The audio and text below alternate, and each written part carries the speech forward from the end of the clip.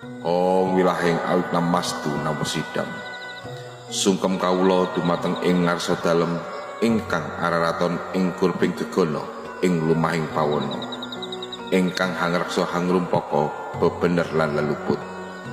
Kawula nyuwun agunge pangestu dumateng Bapa angkasa lan Ibu bumi.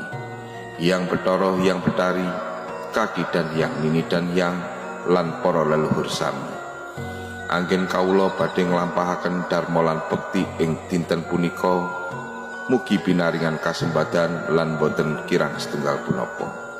Sarira sarira sarira, satuhu satuhu satuhu, sampurna sampurna sampurna, sakarsaning Hyang Jawata tan kena kilira tan kena kinaya ngapa.